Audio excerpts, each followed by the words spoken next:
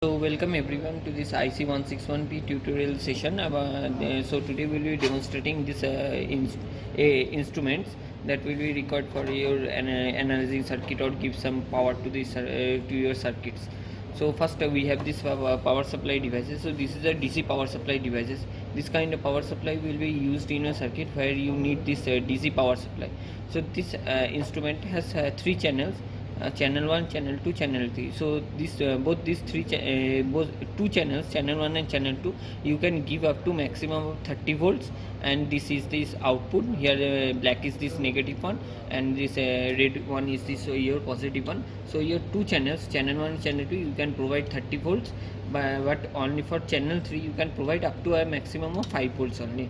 So to select this channel, press this channel 1. If you press this channel 1, you see a small dot in cursor. So from this you can select your volt. Let's say we select this, we will give 10 volt. So just press 10 and just press enter. So it will set it to 10 volt. For channel 2 you can also do the same, for let's say about 20 volt. So you just press it 20 and give enter. And for channel 3 you can maximum set up to 5 volt. Now to start this power supply, so just press this on off button and it will set to start your power supply, and will set these channels to about 10, 20 and as 5 volt as given in this input. Now if you can manually change also via this potentiometer. Let's say select channel 1 and your cursor is, let's say, here. So you can just rotate this knob and your values will change accordingly. So to measure this DC power supply, we have a special instrument which called is a multimeter. So this is the multimeter. So this is the multimeter. Name multimeter comes from because it can measure anything from voltage to your resistance to your capacitance to your current as well as also. So to measure this voltage, we just change the knob to your DC volt. This is AC volt. Remember, this symbol means AC voltage and this symbol means DC voltage. And here is your terminals, or you can say probe, like this. It will show like this. This will connect to your measuring kit, and this will be connected to your multimeter. So it will for this red one is considered as a positive one, so it will connect to this for measuring voltage, resistance, and this your open circuit, short circuit connection as well as capacitance. And for this black wire, it will go into the common terminal. So to measure voltage,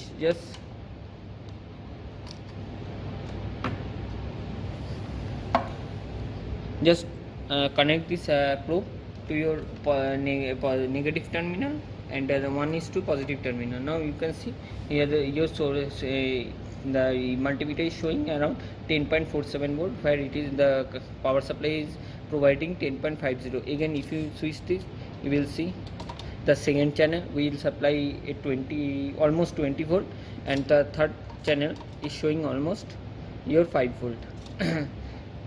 Now to measure resistance. So to measure resistance, we have another thing. This is called a breadboard. Remember, this breadboard is a like where you can connect any type components of a circuit, like wires as well as resistance or as capacitance. So remember, this breadboard, this sections A, B, C, D, E up to I think J. Up to J, your connection is like vertical connection. So these vertical lines are already connected behind from inside, but this horizontal lines, these are not connected. So these horizontal lines acts as a open circuit, and your vertical lines acts as a short circuited. Like this, if you connect this wire to this wire, that means it is a short circuit. But if you connect this and this, that means it is a open circuit. But for these vertical lines, above top and bottom rows, so you have this vertical, these horizontal lines are connected. Let 1 2 3 4 5 up to these 5 horizontal lines, it is connected, but vertical lines are not connected. That means if you connect like this and this, so that means it is a short circuited one. But if you connect like this and this, so it is a open circuit one. So let's say we measure a resistance of a resistor. So this is a ceramic resistor. You can manually calculate its resistance by using this your color coding patterns. But if you want to measure it from your multimeter, just connect, let's say connected from this and to your this one, so it will act as an open circuit, so there is no connection between the resistance. Now we place the probe tips firmly to this resistance like this and press it firmly, so you can see. Okay, just set this to resistance value, then firmly press it. You can see the resistance is showing almost 17.76, that means 18 kilo resistance and having some tolerance, so its value will show around 17.80 kilo ohm. Next we have this capacitor. This is a polarized polar capacitor, cylindrical type 1. So it's this kind of polar capacitor has a definite positive and negative end because it has some polarities. So remember this long terminal one, it is a positive one, and a short terminal one it's a negative one. There are other capacitors like called as ceramic capacitors. They doesn't have any polarity, so you can switch to anywhere between plus to minus. Now if you want to if you want to do some AC analysis, for AC analysis we have a instrument, it is called as a signal generator. So this can generate any kind of signals from starting from sine waves, square waves, ramp wave, pulse, arbitrary as well as noise. So let's say for sine wave, so in sine wave, if you press the sine wave button, yellow color will be highlighted. So in sine wave button, you just press you have different options to change starting from frequency. You can also set the phase, amplitude as well as offset. For sine wave, you just press for setting frequency, you just set the frequency button like this, and your white mark will be highlighted in the frequency. Now rotate this knob like this, your frequency will change. Or if you want to change using this numeric pad, you just press, let's say we set 550 kilohertz, we set this 50 and a window will pop up. Here you can see select the range from millihertz to your megahertz, so we will select it 50 kilohertz, let's say. So 50 kilohertz. Now if we want to change the amplitude, just press this amplitude button, and again your amplitude will be highlighted, and you can manually move from this like this, so it will set up to your 20 millivolt peak, 20 volt peak to peak. Whereas using this numeric pad, if you want to say set, let's say 10 volt peak to peak, just press it 10, and again your window will pop up where it shows VRMS, root mean square, millivolt root mean square, and voltage peak to peak and millivolt peak to peak. Just say to set a voltage peak to peak, you just press this button, it will select 10 volt peak to peak. Okay, so now once you have set your sinusoidal waves, you just press this on off button, so your sine wave will start generate from this output. So for this output, if you want to visualize this sine wave, you have to connect it to another instrument. We call it a DSO, or digital storage oscilloscope. This one, from using this instrument, you can visualize any kind of signal. Let's say you have a sine wave. Now we connect this input to this DSO's output, we use special kind of cables. We call this as a BNC connector. You can see this kind of cables. This kind of cables is called a BNC connector. So the BNC connector has an advantage that it will eliminate any kind of background signal. So it is a kind of coaxial cable. Using this coaxial cable kind of formation, so you can eliminate any kind of background noise coming from the outside. So it will only generate this inbuilt or a given signal from your source. So just connect it like this and just rotate it, so it will locked out. Again connect it to this DSO, so it will like this, and it will lock down like this, it will lock down. Now for using this DSO, it's a very versatile instrument, so you can do any kind of mathematical calculation, like to add a wave, to subtract different kinds of wave. So using this signal, you can generally used to visualize those signal, or also you can measure its amplitude as well as frequency. Let's say you have a input signal and you want to compare this input to output signal. So you just use as an input signal, you can connect it to this, and there is second channel, and you can connect your output signal to the second channel, and then you can compare both the signals. So just auto scale it, pressing. So using the auto scale, you will show you can just visualize how the signal is behaving on this. And to measure this to measure your signal amplitude.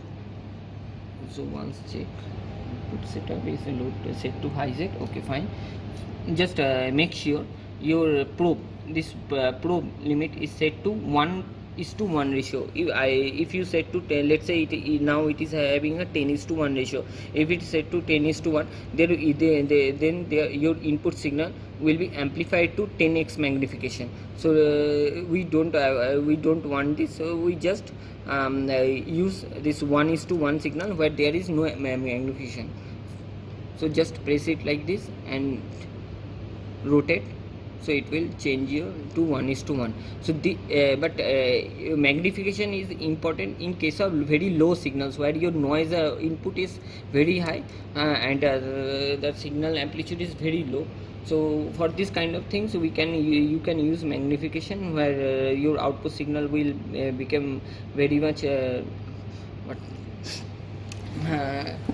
more visual, more better visual than your noisy signal. So now to measure this your signal, we just click here to measure button and click, and make sure the say source is selected to 1. For if it's selected to, if it if it's selected to source 2, then your signal the signal or the measurement will show for only for source 2. But we in the current scenario we have only source 1 selected, or we are giving this input to the source 1, so we only selected this source 1. Now just click on this type button and just rotate the knob. You see different kinds of selection. If you want to measure the peak to peak amplitude, just click here peak to peak amplitude, and it will show almost around 10 volt. So we are giving a signal of peak to peak amplitude of 10 volt here, and we are also showing a peak to peak signal with a peak to peak amplitude of almost 10 volt. Now to say means you can also set this measure this frequency also from here. And if you want to see everything on that, there is another option that is called snapshot. Or if you press this button, your snapshot window will open and you see everything from this your peak to peak amplitude to your frequency. Everything can be shown in this screen. So there is another method, we call this a cursor method. So using this cursor method, we can just press your cursor and again select it to source 1. If you now selected your cursor, let's say we selected to x1 cursor, just and we rotate the knob, so your this x1 cursor will now move and set it somewhere between like this. And again we move this x2 cursor by selecting this button and we rotate. So we place this x2 cursor like this. So if you see this, x1 is at -5 microsecond, x2 is 15 microsecond. So here this delta xy is almost 20 microsecond. So it 1 by x will give you this delta x will give you period, and its inverse will give you its frequency. So using the x1 cursor, x axis cursor, you can measure this frequency. Also similarly using y cursor, let's say we select y1 and just rotate the knob and place it here, and also y2 button and rotate it here like this and place it. So y1 will give you measure of this amplitude. Here y1 is set at -5 volt, as y2 is set at -5.05 volt. Your delta y will be given almost 10 volt. So using this y cursor, you can measure your voltages. Apart from this, you can add any signals using this map function. So you can add this operator like this. You can add in two waves, you can subtract in two waves, you can multiply, also divide. So this DSO also acts as a signal source using this generation out. So you can also create any kind of say sine wave signal using this DSO also. So okay, got fine.